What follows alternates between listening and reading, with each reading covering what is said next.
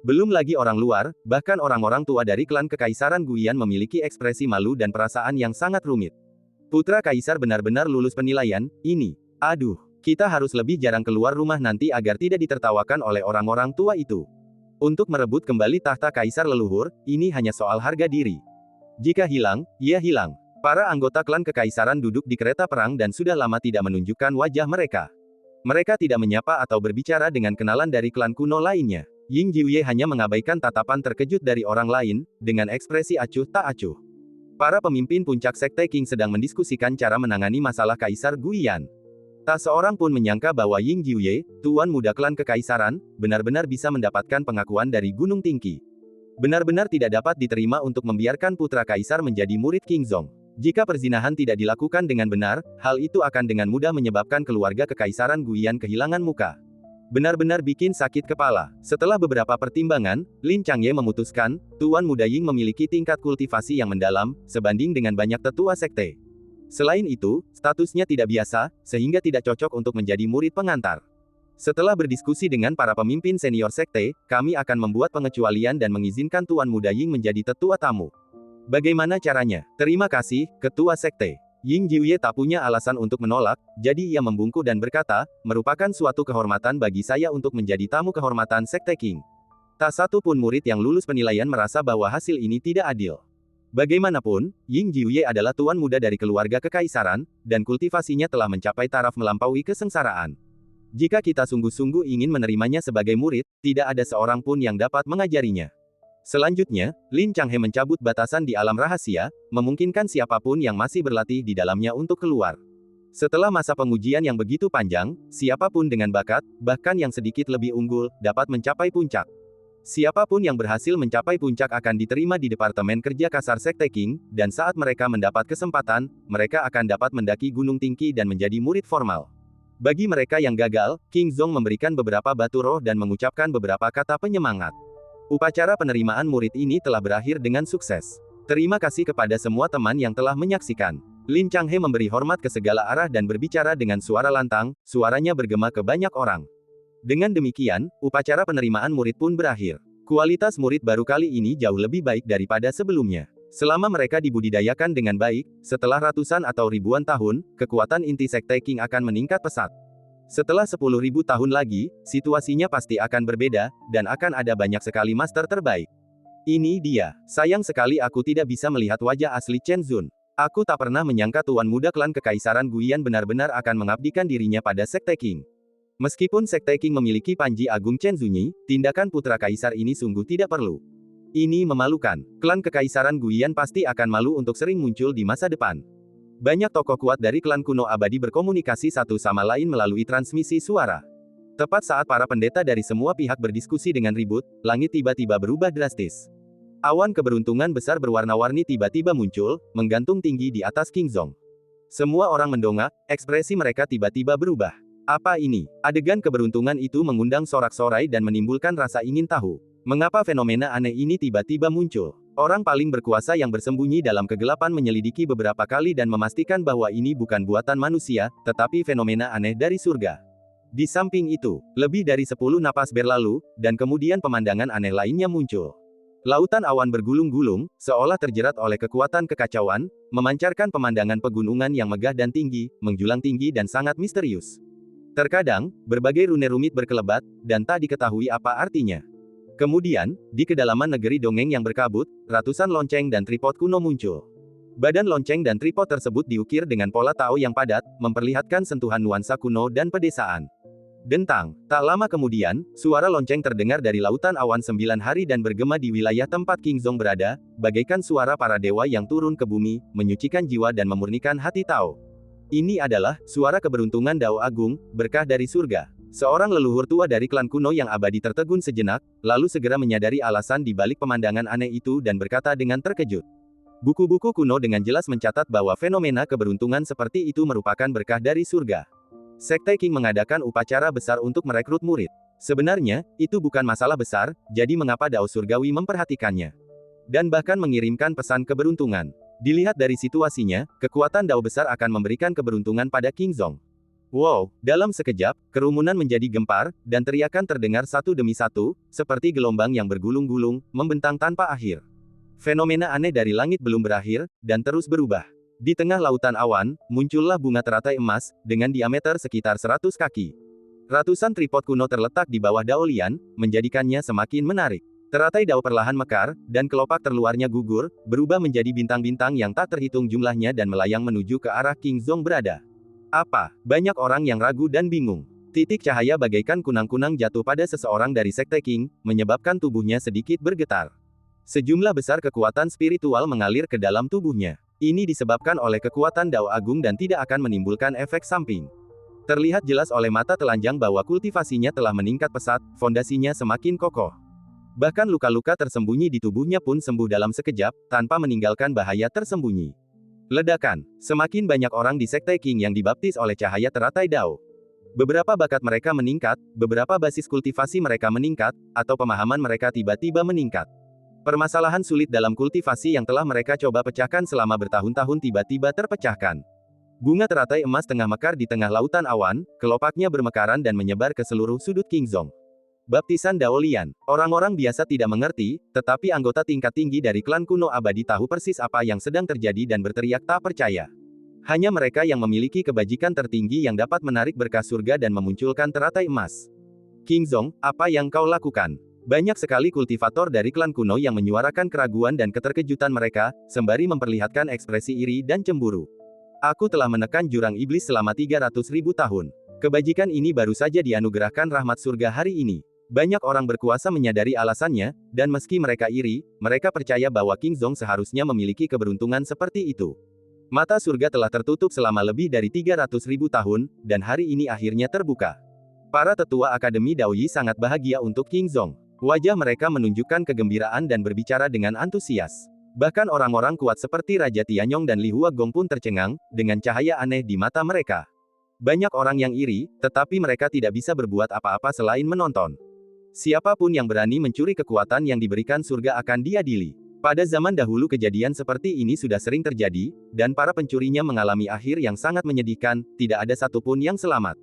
Namun, para tetua klan kuno abadi hanya bisa menatap pemandangan ini dengan linglung.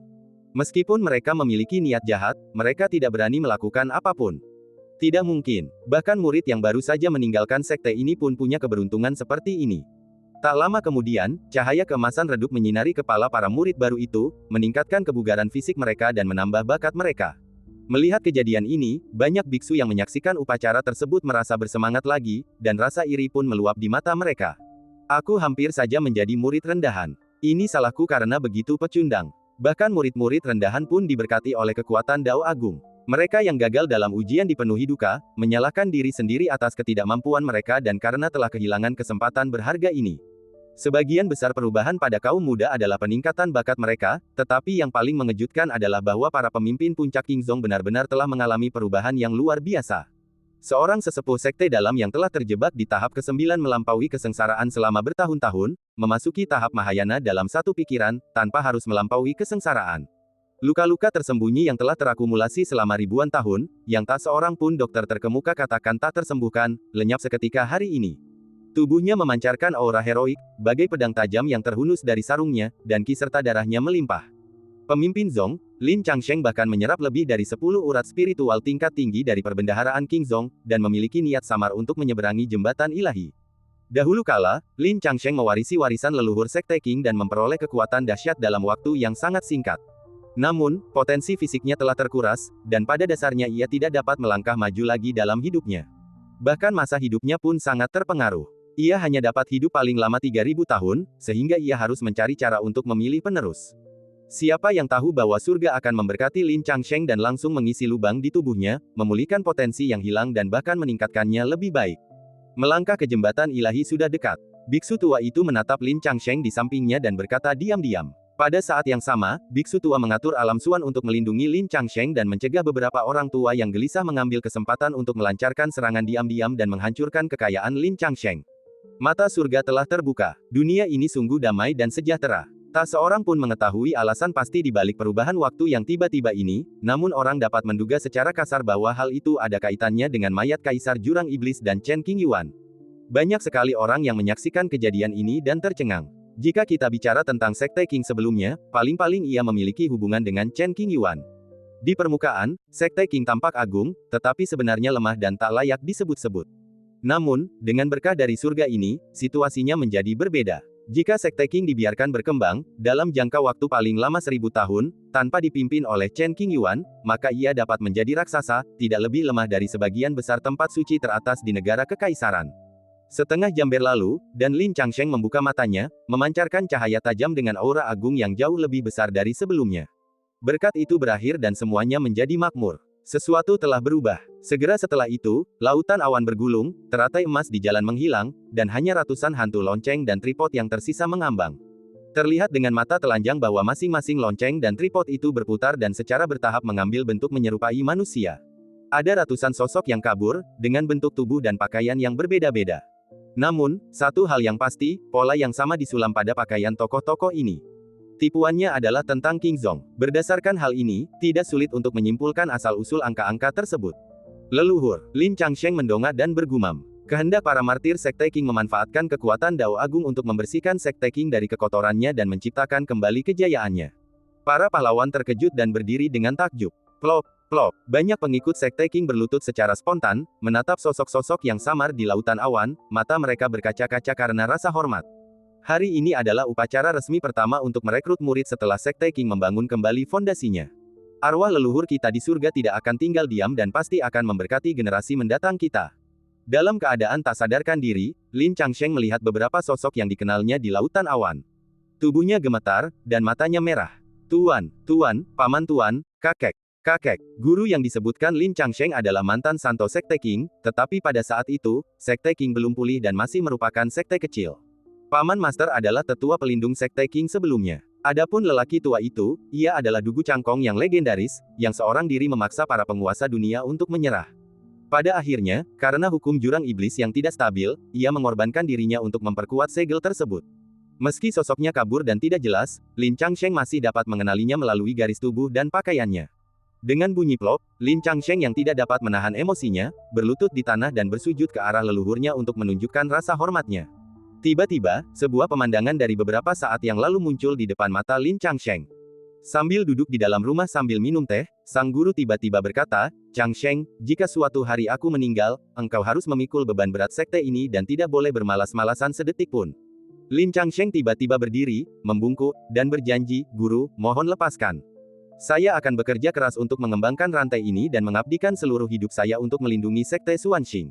Sang guru berkata, "Jangan terlalu serius. Aku hanya bicara santai. Santai saja dan duduklah." Lin Changsheng, "Guru, akhir-akhir ini Anda sering berbicara tentang duduk dan meninggal." "Ada apa?" "Guru, tidak ada, hanya obrolan kosong." Lin Changsheng, "Kamu belum tua, tubuhmu masih sangat sehat, dan masih lama sebelum kamu meninggal. Jangan terus-terusan membahas ini." "Guru, baiklah, aku akan mendengarkanmu." Beberapa hari kemudian, sang guru tiba-tiba meninggal dunia tanpa peringatan apapun. Berita buruk yang tiba-tiba itu menyebabkan kegemparan di seluruh sekte. Lin Changsheng menyembunyikan kesedihannya jauh di dalam hatinya dan menanggung beban berat sekte tersebut dalam waktu yang sangat singkat. Tidak lama kemudian, sesepuh pelindung sekte membawa kembali seorang anak, yang juga meninggal secara misterius. Anak itu adalah Chen Qingyuan. Baru setelah beberapa jam Lin Changsheng mengerti segalanya. Apa yang disebut duduk bermeditasi dan meninggal adalah tipuan. Kenyataannya, ia pergi ke jurang iblis, tahu bahwa ia akan mati, tetapi ia tidak menoleh ke belakang. "Tuan, paman, silakan luangkan waktu." Lin Changsheng mendongak dan menatap ratusan sosok di lautan awan. Tenggorokannya terasa sakit, ia mengepalkan tangannya dan bergumam pada dirinya sendiri. Gemerincing, angin bertiup kencang dan meniup awan-awan di langit. Hukum agung lenyap pada suatu titik, dan sosok-sosok itu pun lenyap secara alamiah bersamanya. Angin bertiup dan awan pun menghilang. Seseorang kembali ke ketenangan. Para leluhur mengumpulkan pahala dan kebajikan, dan hari ini kita memiliki keberuntungan. Kebangkitan Sekte Qing tidak dapat dihentikan. Mulai saat ini, bahkan jika prestise tertinggi Chen Qingyuan disingkirkan, tidak peduli apakah itu barang antik tua yang bersembunyi dalam kegelapan atau petinggi klan kuno abadi, mereka semua harus melihat King Zong dengan mata kanan. Semua orang di Sekte Qing berdiri dan mulai menabuh genderang. Ledakan, ledakan, suara genderang perang bergemuruh. Gemanya menembus langit dan mengguncang bumi. Tabuhan genderang terdengar merdu untuk mengiringi kepergian para martir. Di panggung pengamatan, Raja Tianyong dan yang lainnya membungkuk ke kejauhan untuk mengungkapkan rasa hormat mereka. Bahkan beberapa klan kuno abadi yang berselisih dengan King Zong pun menunjukkan kekagumannya. Setelah peristiwa ini, berbagai faksi mengembangkan gagasan yang rumit tentang King Zong, yang sulit dijelaskan dengan jelas. Terima kasih semuanya sudah datang menyaksikan upacara ini. Mohon maaf atas ketidaksopanan King Zong. Silakan pergi sendiri, Lin Changsheng berkata dengan keras. Selanjutnya, Lin Changye mulai menangani urusan internal King Zong dan tidak lagi memperhatikan urusan eksternal. Para tamu terhormat yang hadir harus dihibur. Jika mereka ingin tinggal beberapa hari, tentu saja itu memungkinkan. Kami akan mengirimkan murid-murid sejati dan penatua inti untuk mendampingi mereka, dan kami pasti tidak akan mengabaikan mereka. Mentalitas mereka yang awalnya mengejek keluarga kekaisaran Guian sedikit berubah. Akan tetapi, meskipun King Zong memiliki berkah dari surga, hal itu tidak dapat mengubah tindakan Ying Jiuye yang menurunkan statusnya. Kalian jalan duluan, Ying Jiuye baru saja membunuh seseorang dari Sekte King, jadi tentu saja dia tidak bisa langsung pergi. Oleh karena itu, Ying Jiuye mengirim pesan kepada rekan-rekan sukunya, meminta mereka untuk pergi sendiri. Oke, ketika keluarga kekaisaran Guian mendengar berita itu, mereka buru-buru mengendarai kereta perang mereka menjauh dari Tang, tidak ingin tinggal sedetik pun. Secara perlahan, berbagai kekuatan yang mengepung King Zong pun bubar. Berkah surga akan menyebar ke seluruh surga dan seluruh alam dalam waktu singkat, menimbulkan sensasi yang luar biasa. Kekuatan yang pernah berseteru dengan King Zong merasa semakin menyesal dan gelisah. Tanah Suci, yang memiliki hubungan harmonis dengan Sekte King, sangat berterima kasih atas keputusan awalnya. Jika Sekte King mencapai posisi tinggi di masa depan, mereka juga dapat mengambil manfaat darinya dan menikmati sebagian kejayaannya. King Zong adalah surga dengan pegunungan yang indah dan air yang jernih. Ini adalah kediaman Ying Jiuye, tanah harta karun Feng Shui yang secara khusus diatur oleh para pemimpin tertinggi Sekte King, dan diberi prestise yang cukup. Saudara Ying, aku sudah lama mendengar namamu. Chang Ziqiu datang berkunjung. Selain dia, ada dua orang lainnya. Mereka adalah, Chang Sun Fengye, mengenakan jubah brokat berwarna merah tua, tersenyum dan anggun, Wu Junyan, mengenakan jubah hitam gelap, dengan ekspresi tegas dan sedikit rasa dingin di antara alisnya. Silakan masuk. Ying Jiuye mengenali ketiga orang ini. Mereka adalah penjahat dan pahlawan terkenal yang tidak boleh diremehkan. Pemandangan di dalam halaman sungguh indah. Ada pepohonan hijau yang rimbun dan air yang jernih. Ada juga taman di dekatnya, dan aroma bunga yang samar-samar tercium oleh angin sepoi-sepoi. Ada sederet pohon willow di tepi danau, dengan cabang-cabang yang tak terhitung jumlahnya menjuntai di atas air, bergoyang tertiup angin dan menciptakan riak-riak. Di bawah pohon, sinar matahari yang hangat bersinar melalui celah-celah dedaunan, meninggalkan bintik-bintik cahaya di tanah. 4 orang duduk mengelilingi meja batu dan kursi batu. Ada sepoci teh hangat di atas meja dan secangkir teh di depan setiap orang.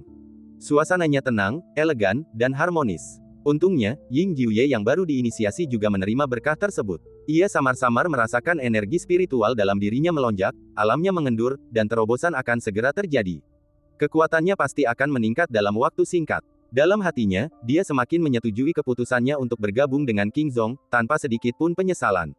Di antara keempat orang di lapangan, Chang Sun Fengye berada dalam posisi yang sulit karena dia bukan dari Sekte King, jadi dia tidak mendapat berkah apapun. Tentu saja, ia memang berbakat secara alami, dan bahkan tanpa anugerah ini, ia tetap menjadi tokoh terkemuka di antara teman-temannya. Kecanggungan kecil itu terasa seperti tidak sinkron dengan langkah saudara-saudaranya, tidak mampu mengimbangi. Ini hanya hidangan sederhana. Mohon bersabar, rekan-rekan Taois. Ying Jiuye berkata sopan sambil tersenyum di wajahnya. Sopan. Ketiganya berkumpul, pertama untuk menghubungi Ying Jiuye, karena bagaimanapun juga, mereka semua akan menjadi murid di masa depan. Kedua, mereka ingin mengujinya dan mencari tahu tujuannya. Mereka semua menyesap teh hangat, meletakkan cangkir mereka dan tetap diam. Angin sepoi-sepoi bertiup, bercampur dengan harum bunga yang samar-samar, membuat orang merasa segar. Jika ada yang ingin Anda sampaikan, saya akan bicara terus terang dan menanyakannya langsung. Jika saya menyinggung Anda, mohon maafkan saya, Saudara Ying. Chang Ziqiu memecah keheningan, mengerucutkan bibirnya dan tersenyum. Silakan lanjutkan. Ying Jiuye tampak serius. Saudara Ying berasal dari keluarga kuno dan merupakan tuan muda klan. Statusnya sangat mulia, tak tertandingi oleh kami, rakyat jelata. Chang Ziqiu perlahan menyingkirkan senyum di wajahnya, dan berkata dengan ekspresi serius, meskipun Sekte King sangat berbeda karena insiden yang mulia Chen, latar belakang Saudara Ying tidak berarti ia harus merendahkan diri untuk bergabung dengan Sekte King. Saya sudah lama mendengar reputasi rekan Daois Chang. Ilmu pedangnya luar biasa, dan dia telah mencapai puncaknya. Dia pasti akan mencapai puncak ilmu pedang di masa depan. Jika Saudara Chang adalah orang biasa, maka para kultivator yang tak terhitung jumlahnya di bumi ini bahkan bukan orang biasa. Ying Jiuye memujinya. Ini bukan pujian, tetapi pujian yang tulus. Ying Jiuye telah melakukan riset tentang orang-orang berbakat seusianya. Semakin banyak yang ia pelajari, semakin ia merasa bahwa dunia Dahu yang makmur penuh dengan orang-orang berbakat, dan tak seorang pun boleh diremehkan. Maaf, tapi apa tujuanmu, Saudara Ying? Chang Ziqiu telah menganggap King Zong sebagai rumahnya, dan tidak ingin kekuatan kuno dari tanah lama menyakiti King Zong, jadi dia harus mencari tahu penyebabnya. Para pemimpin puncak sekte Qing semuanya terkejut dan tidak percaya bahwa Ying Jiuye dapat lulus ujian Gunung Qingdao. Sungguh tidak terduga bahwa seorang tuan muda dari keluarga kekaisaran benar-benar ingin bergabung dengan sekte Qing. Justru karena persetujuan Ting Daoshan, King Zong harus lebih memperhatikan masalah ini dan memahami niat Ying Jiuye dengan jelas untuk menghindari konflik dan masalah yang tidak perlu di masa depan. Sejujurnya, sesama Taois, aku punya rencana. Bahkan jika Chang Ziqiu dan yang lainnya tidak bertanya, Ying Jiuye akan menemukan kesempatan yang tepat untuk berbicara, demi prajurit kekaisaran klanku. Tentara kekaisaran, Chang Ziqiu, Wu Junyan, dan Chang Sun Fengye saling memandang, wajah mereka berubah, dan mereka berkata dengan terkejut. Biar aku jelaskan pelan-pelan. Ying Jiuye mengesampingkan kesantunannya sebagai putra kaisar, menuangkan teh untuk semua orang sendiri, dan mulai menceritakan kisahnya. Setelah sebatang dupa, Ying Jiuye menjelaskan proses umum Sanhe Sejitu. Melalui percakapan ini, Chang Ziqiu dan yang lainnya akhirnya mengerti. Setelah menerima bimbingan dari Lang Yazi, Ying Jiuye datang dengan tulus dan bergabung dengan Sekte Qing. Jika ada kesempatan, ia bisa meminta Chen Qingyuan untuk membuat kesepakatan, berapapun harganya, dan kemudian mengambil kembali separuh senjata kaisar leluhur dari istana kuno di dunia kuno. Jadi begitu, jejak kewaspadaan di lubuk hati setiap orang berangsur-angsur menghilang, dan tatapan mata mereka sedikit melunak. Meskipun saya punya niat sendiri, saya bergabung dengan Sekte Qing dengan sepenuh hati. Apapun yang terjadi di masa depan, itu tidak akan merugikan Sekte Qing. Saya bersumpah atas hal ini, jadi tenanglah, rekan-rekan Taois. Setelah mengatakan ini, Ying Jiuye bersumpah dengan hati Taoismenya untuk menepati janjinya. Sekarang setelah keadaannya begini, Chang Ziqiu dan yang lainnya tidak perlu khawatir. Tehnya enak, tapi kita tidak bisa hidup tanpa anggur sekarang. Chang Sun Fengye mengeluarkan 4 teko anggur berkualitas tinggi dari cincin sumi yang dibawanya, meletakkannya di atas meja, dan berkata sambil tersenyum, semuanya, mari kita minum dan berdiskusi tentang Taoisme besok, oke? Dengan senang hati, Ying Jiuye tersenyum, bersemangat untuk bertanding dengan orang-orang di depannya. Tentu saja bisa. Chang Ziqiu adalah seorang pria yang suka berperang, dan dia tampak sangat bahagia. Bisa, temperamen Wu Junyan masih sama seperti sebelumnya. Ia tampak dingin dan hemat dalam berkata-kata. Mereka berempat minum dari kendi dan mengungkapkan pandangan mereka masing-masing tentang praktik Taoisme. Menurutku seharusnya seperti ini. Jika ada pendapat yang berbeda, ajaklah berdebat atau simpulkan sendiri dengan cara yang masuk akal. Diskusikan dan tukarkan ide, tetapi berhentilah ketika Anda sudah sampai pada intinya. Tujuannya adalah untuk menjelajahi jalur masa depan dan bukan untuk menentukan pemenang atau pecundang. Diskusi ini berlangsung sekitar setengah bulan tanpa mereka sadari. Mereka berempat begitu asyiknya berdiskusi hingga tak terasa waktu berlalu. King Zong menerima murid dan diberkati oleh Dao Agung. Hal ini telah memicu diskusi di dunia dan akan terus demikian untuk waktu yang lama. Ketika langit membuka matanya, dari manakah datangnya iblis? Untuk melenyapkan Chen Qingyuan, seorang kisu yang melampaui Dao besar, suatu kekuatan tak dikenal dari sisi lain datang melintasi jembatan ilahi, menyebabkan mayat kaisar meledak dengan kekuatan yang sangat mengerikan. Langkah ini pastinya akan menimbulkan biaya besar. Asal mula Dao Agung merasakan ada yang tidak beres, dan beberapa hukum keteraturan yang stagnan mulai beroperasi, yang juga membuka mata surga, sehingga mendorong datangnya era kemakmuran. Di sudut Dizu, Pangeran Nangongge dari Langya hanya mengikuti arus, menikmati pemandangan dan menjalani kehidupan yang nyaman. Hari ini, Nangongge bertemu dengan seorang tamu. Orang yang datang mengenakan rok panjang ketat berwarna gelap. Ia tampak seperti gadis muda dan memiliki untaian lonceng di pinggangnya. Namanya Huo Rengxuan, seorang iblis dari klan Yuking kuno. Sebelumnya, ia pernah tinggal bersama iblis Konfusianisme, Lunanxian, selama beberapa waktu, dan telah memperoleh banyak wawasan. Kota kuno, sungai yang mengalir deras, dan pantai. Saya dari klan Yuking kuno, nama saya Huo Rengxuan, senang bertemu dengan Anda, Yang Mulia. Huo Rengxuan tidak berpura-pura bertemu secara kebetulan.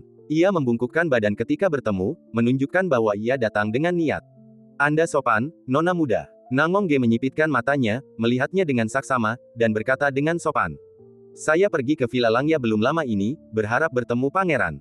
Sayangnya, beliau sedang keluar, jadi saya melewatkan kesempatan itu, bisik Huo Rengxuan. Setelah bertanya-tanya, saya tahu bahwa pangeran sedang berkunjung ke sini, jadi saya datang ke sini khusus untuk meminta audiensi. Nona Huo, Anda mencari saya. Ada urusan penting apa? Tolong beritahu saya. Wajah Nangongge tersenyum lembut. Saya mohon, pangeran, beri saya nasihat. Huo Rengsuan menggigit bibir merahnya dengan gigi mutiaranya, wajahnya malu, alisnya khawatir, dan ia membungkuk dalam-dalam. Sepertinya ia benar-benar mengalami kesulitan. Ayo cari tempat untuk duduk dan mengobrol. Nangong Ge dapat melihat bahwa Huo Rengsuan tidak mempunyai niat buruk dan bersedia untuk duduk dan berbicara secara rinci.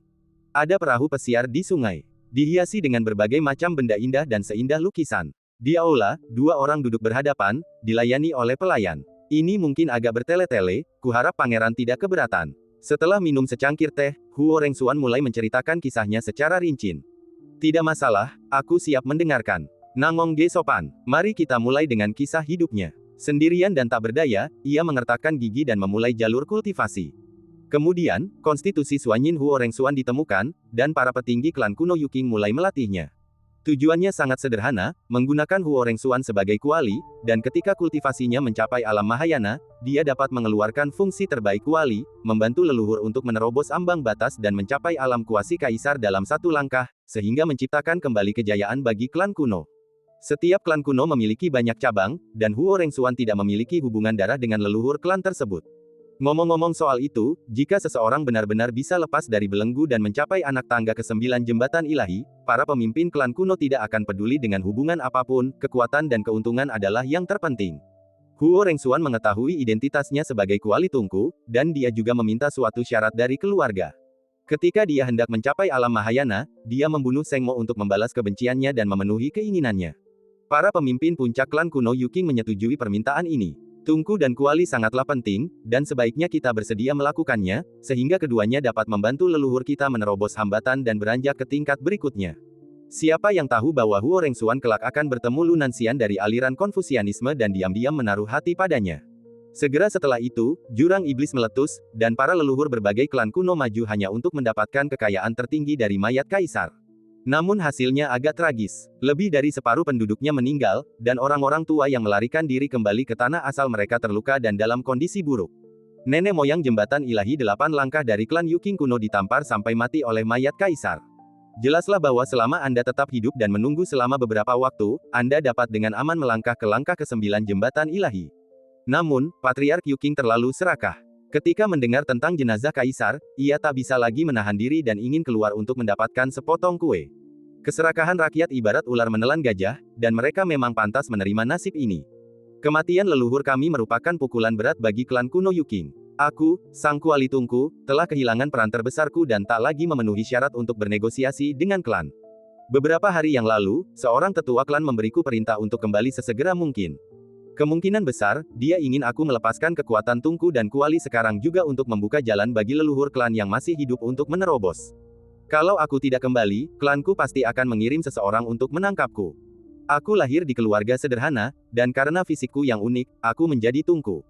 Aku tidak peduli dengan nyawaku sendiri, aku hanya ingin menyeret bajingan itu ke neraka bersamaku. Tapi aku telah kehilangan nilai terbesarku. Janji yang dibuat klanku kepadaku tak lagi bisa dipenuhi. Mereka tak akan membiarkanku membunuh orang itu. Huo Rengsuan tidak ingin menerima nasibnya dan berdoa untuk mendapatkan jalan keluar. Setelah mendengarkan, Nangong Ge pada dasarnya mengerti. Nona Huo, maafkan kelancangan saya, kata Nangong Ge, mungkin Anda salah sejak awal. Di mata orang-orang itu, Anda hanyalah tungku api, tidak layak bernegosiasi dengan keluarga. Janji-janji yang Anda buat itu semua hanya basa-basi. Sekalipun leluhur klanmu tidak meninggal, hasilnya akan sama saja setelah kau mencapai tahap kultivasi Mahayana. Nangong Ge tahu dengan jelas bahwa gaya kerja mereka yang mengutamakan keuntungan bukanlah hal yang baik.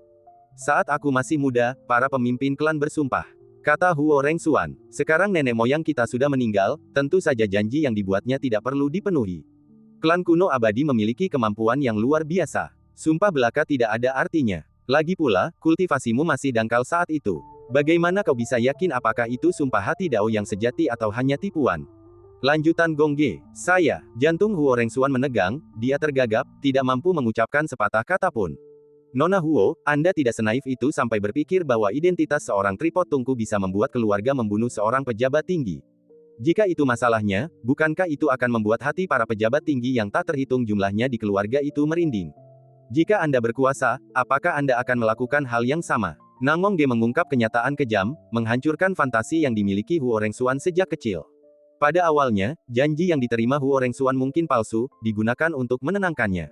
Ketika dia mencapai tingkatan yang tepat dalam kultivasinya, dia akan segera dikendalikan oleh petinggi klan kuno Yuking, dan akan sulit baginya untuk bunuh diri. Tolong tunjukkan jalannya padaku, Pangeran. Huo Rengsuan bukan orang bodoh, ia langsung mengerti segalanya. Ia segera berdiri, membungkuk, dan bersujud dengan penuh ketulusan, merasa sangat gelisah. Dia seolah sudah memegang kendali terakhir, memegangnya erat-erat dan menolak melepaskannya. Kalau Nona Huo tidak keberatan, silakan tinggal bersamaku dan jadilah pelayanku. Kata Nangong sambil mengetuk meja pelan dan terkekeh, sudah pas. Aku butuh seseorang untuk mengurus urusan lainnya. Kedua pelayannya, Dongsui dan Diyu, sangat ahli dalam catur, musik, kaligrafi, melukis, membuat teh, dan menyeduh anggur. Meski keduanya berbakat, masih ada kesenjangan antara mereka dan para jenius top dunia. Memilih gadis cantik sebagai pembantu tidak hanya menyenangkan mata, tetapi juga membantu menyelesaikan masalah teman-temannya. Mengapa tidak melakukannya? Merupakan suatu kehormatan bagi Rengsuan untuk bisa mengikuti pangeran, jadi mengapa dia tidak mau? Huo Rengsuan mengangguk setuju tanpa ragu. Jadilah pelayanku, dan aku tidak akan membiarkanmu menderita ketidakadilan. Sang putri, yang berpenampilan seperti seorang sarjana, tampak lemah bagaikan ayam. Sambil duduk di kursi, ia tersenyum dan berkata, aku akan melindungi hidupmu. Aku akan membantumu membalas dendam atas kebencianmu. Berdebar. Mendengar ini, Huo Rengsuan berlutut untuk menunjukkan rasa hormatnya. Ia bagaikan orang yang hampir tenggelam, meraih sebatang kayu besar yang mengapung di air dan melihat harapan untuk bertahan hidup. Tidak perlu, bangun. Nangong Ge tidak menyukai etiket bertele-tele ini. Dongsui, yang menonton dari samping, melangkah maju dan membantu Huo Rengsuan berdiri. Meskipun tiba-tiba ada pelayan yang datang, yang membuat Dongsui dan Diyu merasa sedikit tidak nyaman, mereka tampak seperti tergantikan, tetapi mereka tetap tenang seperti cermin dan tidak bereaksi sama sekali. Mereka tetap tanpa ekspresi dan hanya melakukan tugas mereka. Belum lagi menerima satu orang pembantu, meski 10 atau 100 orang pun masih bisa diterima. Sebagai seorang pelayan, Anda harus mengenali status Anda sendiri dan tidak melampauinya. Ya, setelah Huo Rengsuan berdiri, ia tidak duduk lagi. Karena mulai saat ini, ia bukan lagi kebanggaan klan kuno Yuking, melainkan seorang pelayan kecil di samping Lang Yazi. Huo Rengsuan tidak merasa canggung dengan perubahan identitas dan beradaptasi dengan cepat. Jangan anggap status pembantu itu rendah. Tergantung pembantu siapa dia. Menatap langit dan bumi, ada banyak sekali wanita yang ingin menjadi dayang pribadinya, termasuk beberapa wanita suci tercantik di dunia. Jika kamu ingin menikah di masa depan, aku bisa membantumu menemukan seseorang. Nangong Ge melirik Huo Rengsuan dan bercanda. Kamu bercanda. Huo Rengsuan membungkuk dan menurunkan alisnya. Dendam yang mendalam telah terbalaskan, dan tak ada waktu untuk memikirkan cinta anak-anak. Cinta itu terpendam jauh di lubuk hati dan tak tersentuh. Ayo pergi ke tempat lain, ayo pergi. 1 jam kemudian, Nangong Ge menghabiskan teh di depannya dan berdiri. Maka ketiga pembantu itu pun mengikutinya dan pergi ke suatu tempat yang pemandangannya indah. Nangong Ge benar-benar memikirkan cara membantu Huo Rengsuan menyelesaikan masalah. Jika dia ingin melindunginya, dia harus punya alasan yang tepat. Karena tidak tertarik pada wanita, hanya dengan menjadi pelayan, ia bisa menemani Huo Rengsuan. Lagi pula, hal itu tidak akan mencoreng nama baik Huo Rengsuan, karena ia mungkin harus menikah dengan orang lain di masa depan. Adapun membiarkan Huo Rengsuan tinggal di Langya Villa, itu bukan solusi tepat. Namanya tidak tepat, kata-katanya tidak tepat, dan itu akan membuat klan kuno Yuking menargetkan Villa Langya. Setelah memikirkannya, satu-satunya cara untuk memastikan hidupnya aman adalah membiarkan Huo Rengsuan tinggal di sisinya. Tentu saja, Nangong Ge sebenarnya memiliki sedikit motif egois. Alasannya sangat sederhana, yaitu Lunansian sang Konfusianis. Diam-diam menghitung, jika tidak terjadi apa-apa yang tidak diharapkan, Lunansian dan Huo Rengsuan mungkin akan menikah. Karena itu, Tuan Muda Nangong tidak bisa tinggal diam. Ketika pelayannya menikah nanti, ia pasti akan mempersulit teman lamanya. Memikirkannya saja membuatku merasa nyaman, dan sudut mulutku tak kuasa menahan senyum. Saat bepergian, jika Anda bertemu seseorang yang ditakdirkan untuk membantu Anda, mintalah nasihatnya. Jika Anda melihat pemandangan yang indah, ambillah kuas Anda dan lukislah. Sejujurnya, kehidupan saudara Nangong sungguh indah. Ia tenggelam dalam keindahan pegunungan dan sungai, ditemani seorang wanita cantik, yang membuat banyak orang iri. Perlahan-lahan, Huo Rengsuan beradaptasi dengan identitasnya. Beberapa bulan kemudian, sekelompok orang tiba-tiba muncul dan mengganggu kehidupan damai Nangong Ge. Orang-orang yang datang tidak lain adalah klan Yuking kuno, jumlahnya lebih dari 10 orang. Memimpin rombongan adalah seorang kultivator di puncak Mahayana, yang tampak sedikit lebih tua. Orang-orang di belakangnya semuanya adalah kultivator di tahap persimpangan kesengsaraan dan integrasi, yang relatif muda dan seusia dengan Huo Rengsuan. Huo Rengsuan, klan telah mengeluarkan perintah beberapa kali, mengapa kamu tidak kembali? Begitu dia muncul, dia mulai menyerang dan menghukum kami, yang menunjukkan bahwa dia punya niat buruk. Tetua ke-8 dari cabang ketiga klan Yu Qing kuno tingginya 8 kaki, mengenakan pakaian brokat ungu, dan memiliki aura yang mengesankan. Mendengar pertanyaan ini, Huo Rengsuan melihat ke arah suara itu, dengan ekspresi dingin di wajahnya, mengabaikannya. Pada saat ini, tetua ke-8 dan yang lainnya melihat Nangongge berdiri di samping. Ekspresi mereka sedikit berubah, dan mereka membungkuk untuk menunjukkan niat baik, jadi itu Lang Yazi, sungguh pahlawan. Nah, siapa yang tidak tahu nama? Bahkan para tetua suku kuno yang berkuasa pun harus menghormatinya dan tidak berani pamer. Apa yang kamu lakukan di sini? Nangongge sedang duduk di bawah pohon. Ia mengangkat matanya dan melirik orang-orang dari klan kuno yang berdiri tinggi, suaranya dingin. Huo Rengsuan tidak mematuhi perintah, jadi aku datang untuk menangkapnya. Awalnya, ini adalah masalah internal klan kuno Yu Qing, dan tidak perlu diungkapkan kepada orang luar. Namun, karena Lang Yazi baru saja tiba, tetua ke-8 tidak ingin menimbulkan kesalahpahaman, jadi lebih tepat untuk menjelaskannya dengan jelas. Oh, begitu. Kata-kata pura-pura baru saja didengar oleh Nangongge, lalu ia mengalihkan pembicaraan, Huo Rengsuan adalah pelayan baruku. Tidak masuk akal kalau kalian semua ingin membawanya pergi. Nangongge Xian rendah hati dan sopan terhadap teman-temannya dan keluarganya. Ketika berhadapan dengan orang-orang yang bermusuhan, Anda harus bersikap bermartabat dan memberi mereka perasaan bahwa Anda tidak mudah diajak main-main. Apa, pembantu? Ketika orang-orang dari klan kuno mendengar ini, wajah mereka langsung berubah dan mereka sangat terkejut. Baik itu seruan maupun pertanyaan. Sang kakak berpura-pura tidak mendengar apapun dan duduk di sana dengan santai dan nyaman. Ia bahkan meminta seorang pelayan di sampingnya untuk menuangkan secangkir teh. Ia jelas tidak menganggap serius orang-orang dari klan kuno ini. Melihat sikap Nangongge, tetua ke-8 merasa sedikit tidak puas, dan secerca amarah terpancar di matanya.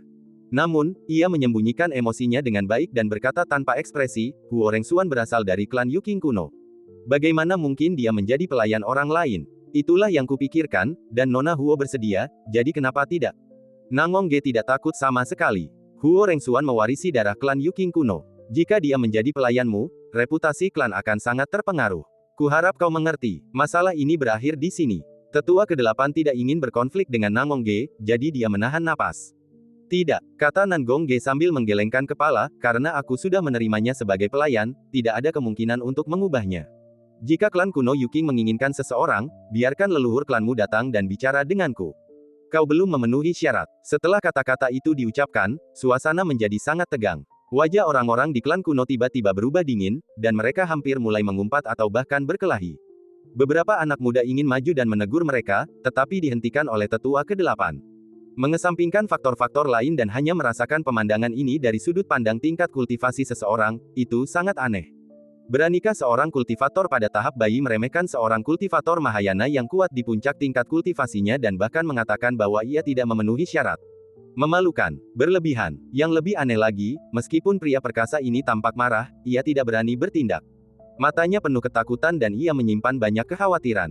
Metode deduksi Lang Yazi benar-benar unik di dunia. Ada banyak sekali pakar dan kekuatan terkemuka yang berhubungan baik dengannya. Misalnya, Raja Tianyong, Akademi Daoyi, klan Kekaisaran Guian, Del. Semua klan kuno mengetahui sikap klan Kekaisaran Guian terhadap Lang Yazi. Para leluhur memperlakukan mereka dengan sangat sopan dan hormat, serta tidak berani menyinggung mereka. Leluhur terkuat klan Yu Qing kuno baru saja meninggal. Jika mereka bermusuhan dengan Lang Yazi, pasti akan sangat merepotkan. Pangeran, apakah Anda benar-benar ingin ikut campur dalam urusan internal klan kuno Yu Qing? Tetua ke-8 tidak bodoh. Ia langsung memahami tindakan Nangongge. Jelas sekali ia ingin melindungi Huo Rengsuan. Wajahnya muram dan ia bertanya dengan suara serak. Ya, Nangongge mengangguk dengan tenang, Huo Rengsuan, aku akan melindungimu. Jika klan kuno Yu Qing merasa tidak puas, mereka bisa datang dan mencari masalah denganku. Kau, tetua ke-8 ingin mengambil tindakan dan membawa Huo Rengsuan pergi dengan paksa. Namun, ia ragu-ragu dan akhirnya mengurungkan niatnya. Kedua pelayan yang berdiri di samping Nangongge sudah siap menghadapi berbagai situasi. Mereka mengeluarkan harta karun Villa Langya. Setelah diaktifkan, itu akan menjadi jurus pamungkas. Kebanyakan orang yang telah mencapai puncak tingkat kultivasi Mahayana tidak dapat menahannya. Di seluruh dunia, mungkin hanya Nangongge yang bisa membiarkan anak muda menyimpan harta paling berharga milik keluarga dan membawanya jalan-jalan sesuka hati. Aku sama sekali tidak khawatir harta karun sekte itu hilang. Aku hanya ingin kakak Nan Gong aman. Kerusakan atau kehilangan harta karun itu bukan masalah besar. Terlalu sombong. Mendengar perkataan Nangongge, para pemuda dari klan kuno tersipu, merasa amat marah, namun tak berdaya. Kemudian, kaum muda ini perlahan-lahan merasakan ketidakberdayaan dan kekaguman. Pada usia ini, mereka masih perlu tetap berada di bawah asuhan orang yang lebih tua, melangkah maju dengan hati-hati, dan tumbuh perlahan. Di sisi lain, meskipun di permukaan ia hanyalah seorang kultivator pemula, bakatnya sangat buruk, tetapi kemampuan deduksinya telah mencapai tingkat yang tak terbayangkan di dunia. Leluhur semua suku harus memperlakukannya dengan sopan dan menganggapnya sebagai tamu kehormatan. Di dunia saat ini, semua jenis monster bersaing untuk mendapatkan posisi teratas. Hanya saudara Nangong yang berbeda. Ia duduk dan mengamati perubahan di pegunungan dan sungai, mengobrol dan tertawa. Jika Chen Qingyuan adalah reinkarnasi Gai Sichun, dunia bisa saja menggunakan ini sebagai alasan untuk menghindari perbandingan, tetapi kejahatan yang dilakukan oleh Nangong Ge adalah sesuatu yang harus dihadapi dunia secara langsung. Semakin mereka memahaminya, semakin mereka merasa kagum, takut, dan tak berdaya. Hanya dia yang berada di puncak, dan tak seorang pun dapat menandinginya. Alasan mengapa Pangeran Langya terkenal di seluruh dunia bukanlah karena Villa Langya, tetapi karena kemampuannya yang luar biasa. Selama era ini, Nangong Ge menjadikan Langya Villa unik, dengan sendirinya menegakkan martabat dan status seluruh sekte. Huo Rengsuan berdiri di samping, menyaksikan pemandangan ini dan mendengarkan percakapan yang sumbang. Pupil matanya mengerut, dan sedikit rasa gelisah muncul di hatinya. Ia berpikir, pangeran itu begitu tangguh, apakah semuanya akan baik-baik saja? Meskipun Huo Rengsuan percaya pada kemampuan Nangong Ge, karena telah tinggal di klan kuno Yuking sejak kecil, dia masih takut dengan latar belakang klan kuno tersebut dan tidak percaya bahwa klan kuno akan menyerah dengan mudah. Jika kau berani mengambil paksa pelayanku, aku jamin klan kuno Yuking akan menyesalinya. Senyum tipis dari Nangong Ge, dengan aura yang terpelajar dan elegan, kalau kau tidak percaya, silakan coba. Ledakan. Hati tetua ke-8 tiba-tiba bergetar, ia dipenuhi amarah dan kebencian, kekosongan dalam radius 10 kaki hancur, dan kekuatan dahsyat melonjak keluar, menimbulkan hembusan angin, dan membuat langit dan bumi berubah warna, menjadi sangat gelap. Saya akan melaporkan masalah ini kepada leluhur klan dengan jujur. Saya harap pangeran selalu dapat melindungi Huo Rengsuan. Setelah mempertimbangkan cukup lama, tetua ke-8 masih tidak berani mencoba. Ia hanya bisa menggertakkan gigi, mengepalkan tangan, dan menahan emosinya. Setelah berkata demikian, tetua ke-8 pergi bersama rombongan pemuda di belakangnya tanpa menoleh ke belakang. Segala sesuatunya menjadi sedikit rumit, dan tetua ke-8 tidak mampu menyelesaikannya, jadi dia hanya bisa mundur dengan marah. Awalnya, saya ingin membiarkan anak-anak kecil ini keluar dan mencari pengalaman, tetapi saya tidak pernah menyangka hal memalukan seperti itu akan terjadi. Saya merasa jijik dan tidak nyaman. Tidak ada yang dapat kami lakukan, karena Nangong Ge lah yang maju. Dalam sekejap mata, segalanya menjadi tenang. Nangong Ge tampak seolah-olah tidak terjadi apa-apa. Ia duduk santai di bawah pohon dengan ekspresi tenang, menikmati pemandangan sambil menyesap teh. Kedua pelayan di sampingnya telah melihat pemandangan serupa terlalu sering dan menjadi kebal terhadapnya, dan hati mereka tidak tergerak sama sekali. Huo Rengsuan hanya mendengar kemampuan Nangong Ge sebelumnya, tetapi kali ini dia benar-benar melihatnya. Reputasinya telah menyebar jauh melampaui China dan ke semua lapisan masyarakat. Hanya beberapa kata saja dapat mengalahkan musuh. Terima kasih, Pangeran. Setelah tertegun sejenak, Huo Rengsuan berjalan mendekat, membungkuk dan mengungkapkan rasa terima kasihnya. Tidak perlu, jawab Nangong Ge, kamu bisa memasak. Hah? Huo Rengsuan tertegun, lalu menjawab, sedikit. Sebelumnya, Huo Rengsuan tinggal bersama Lu Nanxian selama beberapa waktu, menjalani kehidupan manusia sederhana dan mempelajari beberapa masakan. Biarkan aku mencicipi masakanmu. Nangong Ge mengajukan permintaan. Ya, wajah Huo Rengsuan serius, seolah-olah dia telah menerima perintah penting. Itu hanya memasak, yang tidak sulit, tapi aku khawatir itu tidak sesuai dengan selera sang pangeran. Dengan cara ini, Nangong Ge membawa ketiga pembantunya berjalan-jalan dan berhenti, menikmati pegunungan dan sungai. Dalam waktu singkat, para pemimpin senior klan kuno Yuking mengetahui tentang urusan Huo Rengsuan dan merasa sedikit gelisah. Biarkan si tua lima pergi dan lihat apakah dia bisa membuat kesepakatan dengan Pangeran Langya. Insiden mayat Kaisar Jurang Iblis telah sangat merusak moral klan kuno Yuking. Mereka enggan memprovokasi musuh yang kuat dan menghadapinya dengan cara yang lebih lembut. Bisa, manajemen puncak membahasnya dan membuat keputusan. Beberapa bulan kemudian, seorang tokoh terkenal dari klan Yuking kuno datang terhuyung-huyung, mengenakan jubah kain gelap dan memegang tongkat kayu lapuk dan mati, sambil membungkuk. Pemandangan di sini sungguh indah. Gunung-gunung tersebut tersusun satu di atas yang lain dan bergelombang terus-menerus. Sungainya deras dan sedikit bergolak. Di atas air, sebuah perahu kecil yang indah mengapung di sungai, hanyut mengikuti arus. Pintu kayu kabin depan perahu terbuka lebar, dan pemandangannya luas. Hanya dengan mendongak, Anda dapat menikmati keindahan pegunungan, sungai, dan anggur. Gemuruh, gemuruh. Tiba-tiba, sungai menjadi lebih bergolak, dan ombak bergulung-gulung, menyebabkan perahu bergoyang dari sisi ke sisi dan menunjukkan tanda-tanda terbalik. Berdengung. Setelah beberapa saat, air sungai menjadi padat dan perahu berhenti di posisi semula. Angin berhenti dan ombak pun tenang, dan waktu seakan membeku saat ini. Saya Zhang Xuanyun, seorang lelaki tua dari klan Yuking kuno, dan saya datang untuk mengunjungi Pangeran Langya secara khusus. Saat berikutnya, kekosongan di depan perahu itu berubah. Seorang lelaki tua berpakaian preman berdiri di atas air, sendirian, dengan wajah tua dan rambut tipis seputih salju. Pertama kali Huo Rengsuan melihat lelaki tua itu di perahu, ia diliputi rasa takut dan seluruh tubuhnya menjadi dingin. Jelas, ia mengenali identitas lelaki tua itu. Tuan, dia adalah leluhur yang memimpin cabang kelima klan kuno Yuking. Dia memiliki prestise yang sangat tinggi di klan dan kekuatannya tak terduga. Huo Rengsuan segera memberi tahu semua orang informasi yang diketahuinya, tidak berani menyembunyikan apapun. Nangongge, yang duduk di kabin depan, tetap tenang. Ia bertukar pandang dengan Zhang Xuanyun, yang berada 100 kaki di depan, dan berkata dengan tenang, "Senior, apa saranmu?" "Bawa generasi muda suku Mi." Zhang Xuanyun bersandar pada kruk, tampak seperti akan mati, dan suaranya serak. "Sayangnya, Huo Rengsuan sudah menjadi pembantuku, jadi aku tidak bisa membiarkanmu membawanya pergi." Nangongge tetap duduk dan menolak permintaan tersebut. "Apa yang kamu inginkan? Ajukan saja permintaanmu." Zhang Xuanyun langsung ke intinya. "Kalau aku mau sesuatu, aku bisa mendapatkannya sendiri. Ngapain aku minta bantuanmu, senior?" Kata-kata ini seringan air, namun penuh keyakinan, tanpa keraguan sedikit pun. Seolah-olah segala sesuatu di dunia berada di papan catur milik Nangongge, dalam jangkauannya jika diperlukan. Tidak ada yang perlu dibicarakan. Zhang Xuanyun tidak meragukan pernyataan arogan ini, dan wajahnya serius. Zhang Xuanyun tidak menganggap Nangongge sebagai junior, melainkan sebagai sosok misterius yang tidak boleh diremehkan. "Saya orang yang tidak bisa dipercaya. Setelah berjanji menyelamatkan nyawanya, bagaimana mungkin saya mundur?" Nangongge tersenyum acuh tak acuh. Bukankah sang pangeran takut menjadi musuh klan kuno Yuking? Meski berkata demikian, Zhang Xuanyun tetap terlihat tenang, aura terkendalinya belum muncul, bagaikan seekor harimau ganas yang mengintai jauh di dalam hutan.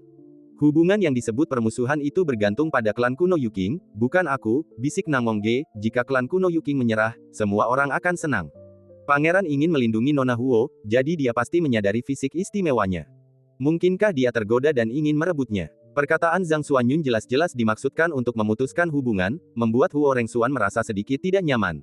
Ia mengingatkannya untuk tidak terlalu percaya pada orang lain, agar tidak diperlakukan seperti mainan di tangannya.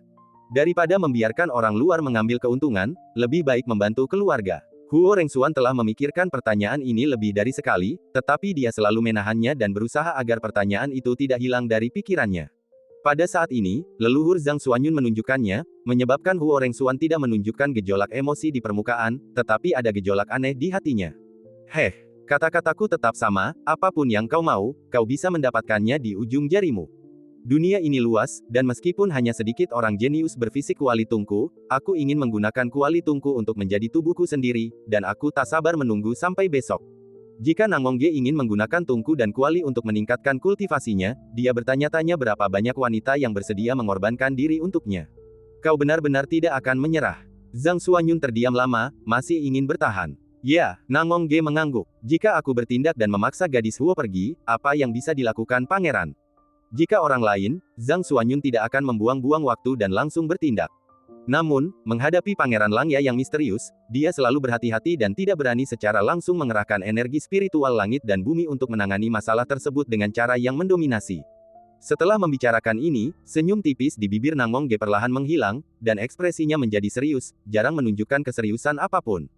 Panggilan, embusan angin yang datang entah dari mana membuat pemandangan beku pegunungan dan sungai berubah warna. Huo Rengsuan dan yang lainnya tidak terlalu memperhatikan hal-hal ini. Itu hanya angin, tidak ada yang istimewa. Ekspresi wajah Zhang Xuanyun berubah drastis, dan dia merasakan penindasan yang tidak dapat dijelaskan. Sambil memegang tongkat di tangan kirinya, dia tak dapat menahan diri untuk mengencangkannya beberapa kali. Tubuh yang membusuk dan layu itu diliputi hawa dingin, menggigil dengan hawa dingin yang menusuk tulang, mengintai hasrat membunuh yang tak kasat mata dan tak kasat mata. Zhang Xuanyun tidak pernah menyangka bahwa perasaan gugup dan gelisah ini datang dari seorang junior yang baru berkultivasi selama 1000 tahun. Air sungai terpenjara oleh kekuatan misterius, dan ombak yang menghantam kehampaan seakan menyatu dengan kehampaan, dan setiap tetes air yang terciprat tampak cemerlang. Seolah-olah waktu telah berhenti di adegan ini, saat kekuatan tertinggi Zhang Xuanyun bangkit. Namun, angin sepoi-sepoi datang dan tanpa terlihat menghentikan trik Zhang Xuanyun, bagaimana mungkin dia tidak terkejut. "Jika kau bertindak, Nona Huo akan mati." Tatapan mata Nan Gong acuh tak acuh, dan kata-katanya jelas dan ringkas. Jika dia mati, aku akan menggunakan seluruh pengetahuanku untuk menghancurkan fondasi klan kuno Yuking, dan kita akan tersapu oleh gelombang pasang era brilian. Ledakan. Suaranya dingin, tetapi bagaikan guntur, ia menyambar kepala semua orang yang hadir. Huo Rengsuan tertegun, lalu sedikit membuka bibir merahnya. Ia sungguh tak percaya sang pangeran akan mengatakan hal sekasar itu. Tingkat keterkejutannya setara dengan seekor semut yang sedikit lebih kuat di dunia sekuler yang memberi tahu monster raksasa bahwa ia ingin memusnahkan sukunya. Sungguh absurd. Sungguh kata-kata yang arogan. Reaksi pertama Zhang Xuanyun adalah terkejut. Ia tidak menyangka kakak Nan Gong akan berkata seperti itu. Kemudian, amarah membuncah di hatinya, disertai sedikit sarkasme dan keraguan. Klan kuno telah mewarisi banyak sekali keabadian dan memiliki akar yang dalam. Bagaimana mungkin mereka bisa terpecah belah hanya karena keinginan? Tidaklah berlebihan jika dikatakan bahwa meskipun insiden mayat Kaisar Jurang Iblis menyebabkan jatuhnya para petinggi klan kuno utama, dampaknya paling banyak hanya beberapa, tetapi masih jauh dari tingkat kehancuran fondasi.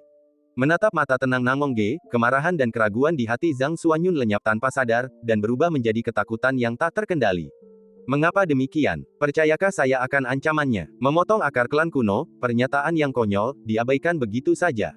Semakin Zhang Xuanyun berusaha menghibur dirinya, semakin sesak hatinya dan perasaan tercekik pun menyelimutinya. Yang mulia sungguh berani. Setelah sekian lama, ekspresi Zhang Xuanyun tampak tidak tersenyum maupun marah. Matanya yang tua dan dalam menatap lurus ke arah Nangongge, dan ia berkata dengan suara rendah dan serak. Kalau kau benar-benar ingin bertindak, kau harus membunuhku dulu. Kalau tidak, aku tidak akan tinggal diam. Ketidakpedulian Nangongge berangsur-angsur memudar, dan ia kembali menjadi anggun dan santai, dengan senyum selembut angin musim semi. Banyak orang kuat yang berpikir untuk membunuh Nangongge, tetapi karena berbagai alasan, mereka akhirnya menyerah. Belum lagi akibat dari membunuhnya, bahkan menjadi pertanyaan apakah ia dapat dibunuh. Kultivasi Nangongge hanya Yuan Ying, yang berarti dia tidak bisa memasuki panggung dunia besar. Bukankah dia benar-benar tidak punya kekuatan tempur sama sekali? Tidak sesederhana kelihatannya. Tanpa kepastian yang mutlak, Anda tidak boleh mempunyai pikiran membunuh terhadap Nangongge, agar tidak menimbulkan masalah bagi diri Anda sendiri. Klan kuno Yuking akan mengingat hari ini. Zhang Xuanyun mengancam. Tidak masalah. Kata-kata Nangongge tidak takut masalah dan tetap tenang, lebih baik mengingat ini. Jika ada kesempatan di masa depan, aku akan mengunjungi klan kuno Yuking dan membahas status pelayanku. Baiklah, kalau begitu aku akan menunggu pangeran datang. Zhang Xuanyun mundur, tidak berani melakukan gerakan apapun lagi. Suara mendesing. Dalam sekejap mata, Zhang Xuanyun menghilang dari air dan menjauh dari tempat ini. Zhang Xuanyun tidak dapat mengatakan alasan spesifik mengapa dia merasa takut. Menghadapi tatapan mata acuh tak acuh dari Nangongge, momen itu bagaikan menghadapi jurang tanpa dasar. Zhang Xuanyun tidak berani bertaruh. Jika insiden Huo Rengsuan benar-benar mengguncang fondasi klan, konsekuensinya akan terlalu berat. Kepanikan datangnya dari dalam diri. Sekalipun kemungkinannya hanya 1 banding 1 miliar, kita harus menghindari pusat perhatian untuk sementara waktu dan membuat konsesi. Gemerincing. Saat Zhang Xuanyun pergi, sungai terus meluap dan perahu hanyut ke hilir. Meninggalkan, Huo Rengsuan, yang mengenakan gaun panjang berwarna terang, merasakan perahu bergoyang. Ia tersadar dan menatap kosong ke sekeliling, tak percaya. Kekuasaan sang pangeran telah mencapai tingkat seperti itu. Saat leluhurnya muncul, Huo Rengsuan secara mental siap untuk dibawa paksa kembali ke kampung halamannya oleh keluarganya. Lagi pula, betapapun hebatnya metode sang pangeran, dia tetaplah seorang junior. Bagaimana mungkin dia bisa melawan leluhur Shen Xiao yang telah hidup lebih dari 20.000 tahun? Ketanyaannya sungguh di luar dugaan. Mengikuti sang pangeran mungkin adalah berkah terbesar dalam hidupku. Huo Rengsuan menoleh dan melirik ke arah Nangongge di sebelahnya dan berbicara pada dirinya sendiri. Xiaoxue, tehnya dingin, gantilah. Nangongge mengulurkan tangan dan menyentuh cangkir teh sambil berbisik. Ya, pangeran. Dongsue bergegas dan menuangkan teh dengan hati-hati. Menuangkan teh dan air untuk sang pangeran adalah tugasku yang rendah hati, dan tidak boleh ada kesalahan. Kejadian itu terjadi di suatu sudut, dan tidak terjadi perkelahian, jadi orang luar tidak mengetahuinya. Kalaupun orang-orang tahu, mereka tidak akan terlalu terkejut. Paling-paling, mereka akan berdecak kagum melihat kemampuan sang pangeran dan betapa ia telah mencapai puncaknya. Seorang ahli strategi memasuki dunia dan mengambil alih kendali alam semesta. Segala sesuatu berubah dengan satu pikiran. Beberapa tahun kemudian, sebuah insiden besar terjadi di Northern Wilderness. Sumbernya berasal dari Akademi Daoyi. Akademi akan menunjuk dekan baru. Peristiwa ini menimbulkan kegemparan besar, dan banyak sekali pasukan yang mengirim orang untuk menyelidiki situasi tersebut guna memastikan apakah itu hanya rumor. Terkonfirmasi, Akademi Daoyi benar-benar akan dihancurkan. Setelah konfirmasi berulang kali, semua pihak akhirnya mempercayainya. Menurut informasi yang dapat dipercaya, Zhao Yichuan, murid langsung dekan saat ini, seharusnya menjadi penerusnya. Untuk sementara waktu, dunia gempar. Pertama, wilayah utara yang liar berguncang, kemudian menyebar ke seluruh bagian dunia. Ketika pasukan kelas 3 mendengar hal ini, mereka sangat terkejut, tetapi tetap menjalani kehidupan seperti sebelumnya. Tempat-tempat suci dan agama-agama kuno yang berada pada posisi sedikit lebih tinggi harus mengadakan pertemuan satu demi satu, karena mereka sangat takut bahwa langkah besar Akademi Daoyi akan memengaruhi kepentingan mereka. Di negara kekaisaran saat ini, banyak wilayah sumber daya penting telah diduduki oleh klan kuno abadi. Beberapa bekas tanah suci teratas masih mempertahankan kemerdekaannya, dan kurang lebih terikat dengan klan kuno abadi. Situasinya mendesak, dan pasukan tersebut tidak punya pilihan selain tunduk. Apakah kamu ingin pergi dan memberikan hadiah itu? Setelah mendengar berita itu, para bandit dari seluruh negeri berteriak kaget. Tidak ada undangan, apa yang bisa saya bawa? Beberapa orang sungguh ingin ikut bersenang-senang, tetapi sayangnya mereka tidak punya kesempatan. Akademi Daoyi mengundang sejumlah kekuatan yang memiliki koneksi baik untuk menyelenggarakan sejumlah upacara sederhana tanpa membuat keributan besar. Sekte Buddha datang untuk memberi ucapan selamat, klan King mengirimkan hadiah, dan banyak orang kuat muncul untuk menyaksikan upacara besar ini. Dahulu kala, Zhao Yichuan telah melangkah ke jembatan ilahi. Sekarang keadaan pikiranku sudah stabil dan waktunya sudah tepat, inilah saatnya memikul tanggung jawab ini. Dekan telah bekerja bertahun-tahun, sudah saatnya dia mundur. Perayaan ini memakan waktu setengah bulan. Zhao Yichuan secara resmi mengambil alih posisi dekan, dan sejak saat itu, semua masalah sepele di dalam dan di luar akademi akan ditangani olehnya. Posisi kedua wakil presiden tidak berubah dan mereka akan terus membantu dengan sepenuh hati. Yan Ximeng akhirnya melatih Zhao Yichuan dan membiarkannya naik tahta, yang merupakan suatu kelegaan baginya. Selanjutnya, ia berencana untuk beristirahat sejenak, berjalan-jalan, bersantai, dan merenungkan Tao, sambil berharap akan ada kesempatan lain untuk melangkah maju. Yi, kamu harus berlatih keras dan jangan malas. Di dalam istana yang elegan, Yan Ximeng, mengenakan rok Han, berbicara lembut kepada gadis kecil di depannya. Baiklah, jangan khawatir, Kak. Yi pasti akan bekerja keras. Seorang gadis berusia sekitar 10 tahun, mengenakan pakaian merah muda dan rambutnya diikat ekor kuda, mengangguk berat dan yakin. Gadis ini tidak lain adalah Chen Yi, yang telah melepaskan segel penghakiman. Yi lolos dari kutukan surga dan dapat hidup dan tumbuh normal mulai sekarang. Awalnya, Yan Xi bermimpi menjadikan Yi sebagai muridnya dan mengajarinya selama sisa hidupnya. Kemudian, diketahui bahwa Yi dapat memperbaiki rantai itu sendiri, dan aura di tubuhnya seperti Buddha dan iblis, yang sangat tidak normal. Setelah berkomunikasi dengan Yi, Yan Ximeng mungkin menebak sesuatu. Yi berkata, setiap kali saya ingin memperbaiki rantai saya, dua orang kecil akan muncul di benak saya dan memberi tahu saya apa yang harus dilakukan.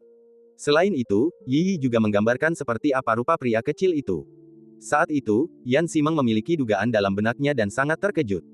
Setelah tenang kembali, dia dengan tegas mengatakan pada Yi agar tidak memberitahu siapapun tentang hal ini, termasuk kakek neneknya di akademi dan Bibi Yan yang selalu berada di sisinya. Mulai sekarang, apapun metode Dao yang Yi praktikkan, jika ada yang tidak biasa, tak seorang pun boleh ikut campur. Semua ini kulakukan sendiri. Pada saat yang sama, Yan Ximeng juga mengeluarkan pemberitahuan kepada manajemen senior Akademi Daoyi, meminta mereka untuk tidak mengganggu perjalanan Yi dalam mengolah rantai. Ya, semua pemimpin senior, mohon terima perintah saya dan ingatlah ini. Sampai sekarang, Yan Yanan tidak mengenali Yi dan selalu berada di sisinya sebagai bibinya. Ia selalu merasa bersalah, dan setiap kali ia berpikir untuk membicarakannya nanti, ia tidak bisa mengungkapkannya dengan lantang. Setelah sekian lama, saya akhirnya melepaskannya. Saya sangat beruntung bisa menemani putri saya dengan cara ini. Yi berakal sehat dan mengingat instruksi Yan Ximeng. Setelah itu, Yi tidak pernah lagi mengungkapkan gambaran dalam benaknya. Tidak seorang pun yang tahu tentang ini kecuali Yan Ximeng. Mengenai penerimaan murid, Yan Ximeng tidak pernah menyebutkannya lagi. Alasannya sederhana, dia tidak bisa mengajar. Jika tebakanku benar, Yi telah memperoleh makna sejati dari Buddha dan Dao Iblis. Dengan kata lain, itu adalah warisan Kaisar King Yu. Mudah untuk berpikir bahwa ini pasti dilakukan oleh Chen Qingyuan. Aku akan melakukan perjalanan jauh, yang mungkin akan memakan waktu cukup lama. Saat kita bertemu lagi nanti, Yi pasti sudah dewasa dan menjadi wanita muda yang cantik. Yan Ximeng ingin melihat Yi tumbuh dewasa, tetapi dia harus keluar dan mencari jalan, dan tidak bisa menunda lebih lama lagi. Kakak, hati-hati ya. Yi tidak bodoh. Dia tahu Yan Ximeng lebih tua, tapi dia sudah memanggilnya kakak sejak kecil. Dia sudah terbiasa dan tidak bisa mengubahnya. Ya, Yan Ximeng mengucapkan selamat tinggal pada Yi dan pergi bersama angin. Sambil mendorong pintu istana, Yi menatap ke kejauhan, matanya dipenuhi riak kerinduan, dan dia bergumam, "Ayah, kemana saja ayah? Aku dengar dari para tetua di keluargaku, aku punya mimpi besar, dan ayahkulah yang membangunkanku. Sejak saat itu, ayah menghilang dan tidak seorang pun dapat menemukannya. Warisan Kaisar Agung, Buddha, Iblis dan Tao. Di dunia saat ini, Yi adalah satu-satunya yang dapat menyempurnakan rantai dan tidak dirasuki oleh roh jahat. Setiap tegukan dan setiap gigitan punya takdirnya sendiri. Semenjak Zhao Yichuan naik tahta, dia telah bekerja keras memerintah negara dan tidak pernah bermalas-malasan sedetik pun. Alokasikan sumber daya secara rasional, tingkatkan kesulitan pelatihan murid muda, adakan khotbah sesekali, del. Semua cabang Akademi Daoyi terus mengalami kemajuan. Tian Yuan, Rumah Bambu. Belakangan ini, Chen Qingyuan sedang dalam masa pemulihan. An Siruo sedang mempelajari tulang-tulang Kaisar Naga, memastikan tidak ada rahasia tersembunyi pada tulang-tulang itu untuk menghindari masalah. Setelah semuanya siap, An Siruo bertanya dengan serius, "Kakak, apakah kamu perlu istirahat sebentar?" "Tidak perlu, cepatlah." Chen Qingyuan tidak ingin membuang waktu. Memurnikan tulang Kaisar dengan tubuh yang terluka sangatlah sulit dan sangat berbahaya. Jika kau merasa tidak nyaman selama proses perbaikan fondasimu, kau harus mengatakan yang sebenarnya kepadaku. Ekspresi An Siruo serius, dengan kekhawatiran mendalam di kedalaman matanya. "Baiklah, jangan khawatir." Chen Qingyuan tahu apa yang sedang terjadi dan tidak akan bercanda tentang hidupnya. "Jika aku mati kali ini, tidak akan ada kesempatan untuk bereinkarnasi. Bersikaplah hati-hati dan waspada, percaya diri dan jangan terlalu agresif. Saudaraku, silakan masuk ke kolam darah." Begitu An Siruo selesai berbicara, ia melambaikan tangan kirinya, dan genangan darah muncul di sampingnya, bagaikan magma mendidih. Sangat mengerikan, memancarkan bau darah yang menyengat hingga membuat orang gemetar ketakutan. Dengan suara, plop, Chen Qingyuan melompat masuk tanpa ragu-ragu. Begitu aku memasuki genangan darah itu, tiba-tiba aku merasakan sensasi perih. Setiap inci kulitku terasa seperti dicabik-cabik dan ditaburi garam. Rasa sakitnya begitu hebat dan menusuk hingga ke tulang-tulangku. Akan tetapi, Chen Qingyuan tidak menunjukkan ekspresi apapun di wajahnya, karena sudah mati rasa terhadap rasa sakit sebesar ini.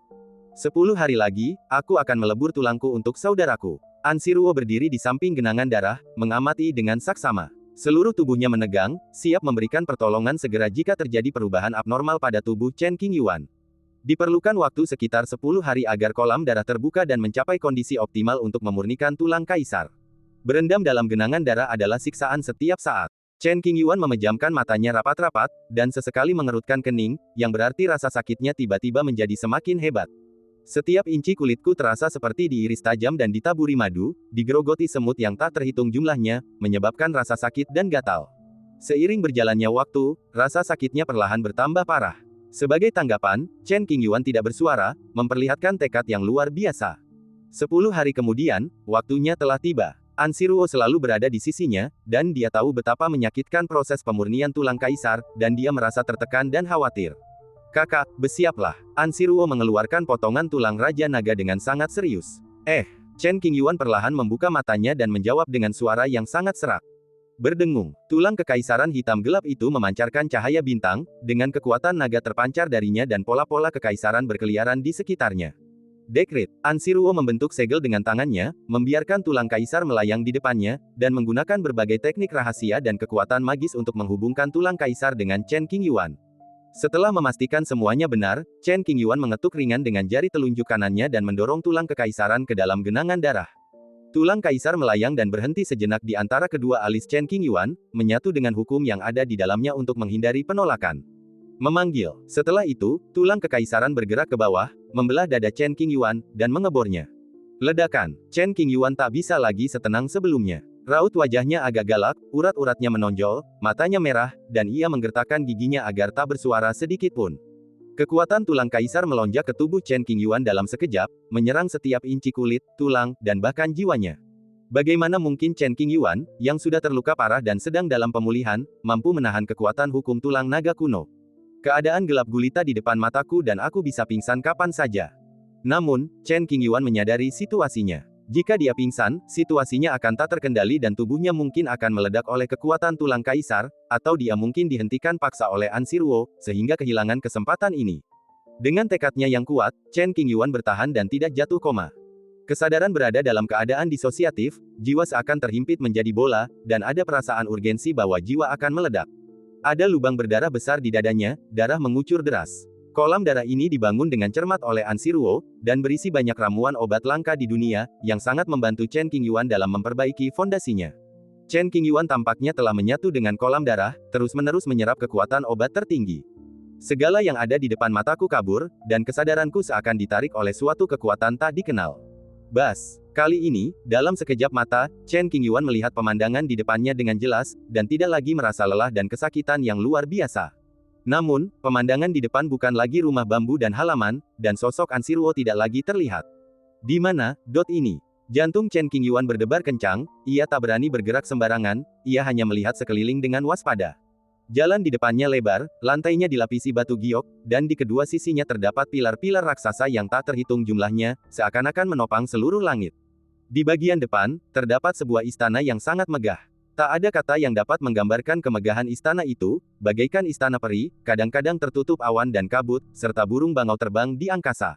Setiap batu permata yang tertanam di sudut kuil memancarkan cahaya lembut. Dindingnya diukir dengan pola-pola Tao dari zaman kuno. Sehelai pola ini dapat menekan semua makhluk hidup, bahkan langit. Seperti gunung besar, pintu istana tertutup rapat. Chen Qingyuan berdiri di titik awal lempengan batu giok putih, memandang istana kuno, dan merasa terkejut. Dilihat dari gambarnya saja, seolah-olah manusia di dunia manusia mendongak dan melihat istana peri tergantung tinggi di lautan awan, yang berada di dua dimensi berbeda dan tak terjangkau.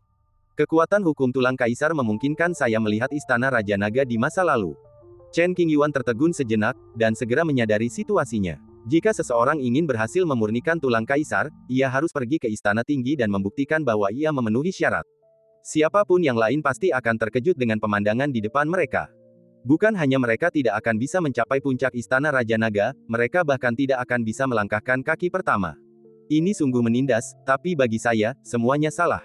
Ia pernah berjalan di jembatan ilahi, memenggal kepala mayat kaisar, dan melihat sekilas sisi lain.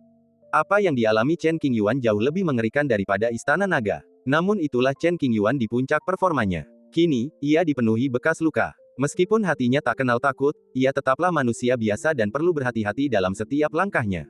Gemerincing. Setelah sedikit tenang, Chen Qingyuan melangkah maju dengan kaki kirinya. Suara pelan pendaratan itu terdengar sangat jelas di atmosfer yang sunyi, berubah menjadi riak-riak, bergetar ke segala arah. Tiba-tiba angin dingin bertiup. Seketika setelah itu, tanah berguncang. Puluhan ribu prajurit berbaju zirah perak berdiri di kedua sisi jalan, dengan tombak di tangan, tampak perkasa dan agung. Senjata dan zirah ilusi itu seharusnya adalah para penjaga di depan istana Raja Naga kuno. Mereka pernah mengikuti sang raja untuk menaklukkan dunia. Zirah itu dipenuhi aura raja suci dan sangat kuat. Chen Qingyuan menatap ke depan, hatinya seberat air, tidak dapat bergerak. Kemunculan hantu senjata dan baju zirah yang tak terhitung jumlahnya menyebabkan Chen Qingyuan terdiam sejenak, lalu dia terus melangkah maju dengan tatapan tenang di matanya. Dia menatap lurus ke depan, tidak peduli dengan tekanan yang datang dari tentara di kedua sisi. Meskipun jalan ini penuh bahaya, namun hal itu tidak dapat menghentikan tekadku untuk terus maju. Setiap langkah yang diambilnya setenang gunung. Istana Raja Naga kuno memiliki sekitar 10 anak tangga menuju pintu depan. Jalan sepanjang 10 kaki itu seakan memisahkan langit dan bumi. Yang harus dilakukan Chen Qingyuan adalah mematahkan belenggu langit dan bumi serta mewarisi tulang belulang kaisar dalam tubuh fananya. Orang biasa ingin naik tahta. Sepanjang sejarah, hal-hal seperti itu jarang terjadi. Mengenai kebaikan hidup, mungkin saja hal itu terjadi di zaman kuno, tetapi tidak ada catatannya dalam buku-buku kuno. Ledakan, ledakan, ledakan. Suara genderang perang datang entah dari mana, bergema di setiap sudut lautan kesadaran, terus-menerus memukul Chen Qingyuan dengan keras, mencoba memaksanya keluar dari jalan menuju panggung depan raja dan memaksanya menyerah. Namun, Chen Qingyuan bertekad dan tidak ragu-ragu. Jika pantai seberang tidak disegel dan jembatan suci tidak rusak, maka dengan ambisiku, mengapa aku membutuhkan tulang naga? Chen Qingyuan berteriak dalam hatinya, mengungkapkan ketidakpuasannya terhadap Tianyu Wanfa, dan melampiaskan keengganan yang tersembunyi jauh di dalam hatinya. Menatap istana Raja Naga kuno di depannya, Chen Qingyuan mengepalkan tinjunya dan melangkah dengan mantap di setiap langkahnya. Angin dingin tidak dapat mengganggu pikirannya, dan kekuatan raja tidak dapat menghentikan ambisinya. Jika kau ingin memurnikan tulang Raja Naga, kau harus membuktikan bahwa kau punya kualitas untuk menjadi seorang raja. Darah semut tidak dapat mengotori tulang kaisar. Meskipun darah manusia, namun darah ini sangat berharga dan tidak kalah berharganya dengan darah para kaisar zaman dahulu. Jika Anda tidak percaya, Anda dapat mengintip sungai sejarah yang panjang dan Anda akan menemukan jawabannya. Jabatan itu tidak diperoleh melalui permintaan. Semakin Tianyu menolak, semakin aku akan merebutnya.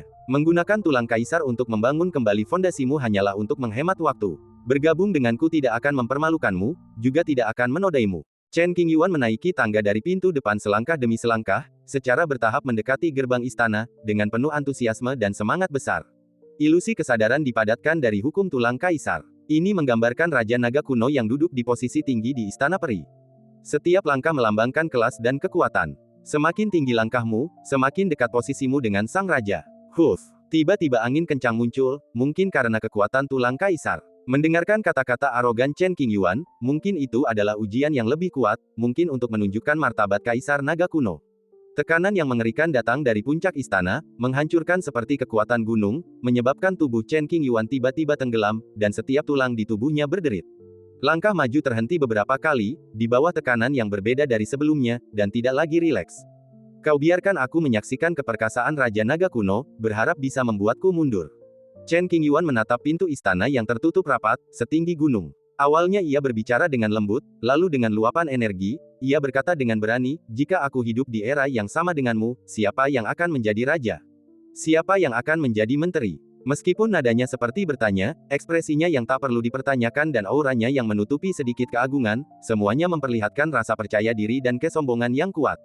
Ledakan. Tiba-tiba pintu istana terbuka. Tekanan kuat itu mengalir deras bagai banjir, seketika menenggelamkan tangga batu giok di luar gerbang istana. Chen Qingyuan menghadapi kekuatan ini secara langsung, dan tubuhnya ditarik secara paksa sejauh 100 kaki. Mengaum, raungan samar seekor naga terdengar dari aula, dan keagungan sang raja begitu luar biasa hingga menggemparkan 9 langit. Chen Qingyuan berdiri dengan gagahnya meski menghadapi tekanan berat. Catatan waktu telah mencatat penyesalan dari banyak sekali orang hebat. Aku tak ingin menjadi setitik debu di sungai waktu yang panjang. Aku ingin menciptakan era baru. Bagaimana buku sejarah ditulis, seharusnya saya yang menulisnya. Kamu terobsesi dengan kejayaan masa lalu. Aku akan membantumu menghadapi kenyataan. Setiap kata terdengar merdu dan kuat, serta mengandung keajaiban yang tak terkatakan. Dalam sekejap, pemandangan berubah. Ini bukan lagi istana Yu kuno, tetapi tempat yang dipenuhi dengan niat membunuh yang tak terhingga. Di medan perang kuno yang berbasis di jembatan ilahi, sosok yang kabur, memegang tombak, menghadap ke arah pihak lain. Di jalan di depan, mayat seorang kaisar muncul dari kehampaan. Mayat kaisar mengenakan jubah kerajaan dan mahkota kerajaan. Ia memiliki kekuatan naga yang dapat menekan segalanya. Lelaki itu memegang tombak perak, mengabaikan luka yang berdarah, dan tak kenal takut. Pertempuran itu berlangsung lama, beberapa hari. Akhirnya, mahkota jenazah sang kaisar terlepas, beberapa anggota tubuhnya patah, hukum-hukumnya tidak berlaku lagi, ia jatuh dari jembatan ilahi, ditelan kegelapan, dan terkubur di sudut medan perang. Kemauan kuat Chen Qingyuan secara langsung memengaruhi kekuatan hukum tulang kaisar, menyebabkan ilusi yang diciptakannya menghilang sejenak, dan secara paksa ditarik ke dalam ritme Chen Qingyuan, mengambil posisi dominan. Saat itu, saya hanya selangkah lagi dari kesuksesan. Tapi saya sadar bahwa itu tampak seperti satu langkah, tetapi sebenarnya masih jauh. Aku punya kesempatan untuk memulai hidup baru. Aku hanya bisa menjadi lebih kuat dari sebelumnya, bukan lebih lemah. Kelemahan membawa kekalahan, dan mereka yang kalah tidak layak menulis sejarah. Suaranya serak, dan ia meratapi masa lalunya. Tak ada sedikit pun rasa bangga, hanya rasa bersalah dan dendam. Wow, karena kondisi Chen Qingyuan saat ini sangat buruk, dan dia sedang berjuang dengan hukum tulang kaisar. Adegan kesadaran ditarik kembali ke tampilan aslinya. Tangga giok dan bangunan tinggi istana kuno. Berdiri di posisinya, Chen Qingyuan masih menahan tekanan dari Yang Mulia Kaisar. Namun, wajahnya dipenuhi ketenangan, dengan sedikit kepanikan dan kebingungan. Gemerincing, kemauannya teguh dan tidak akan tergoyahkan oleh kekuatan eksternal apapun. Baik itu keagungan kekaisaran atau kekuatan pengetahuan di sisi lain.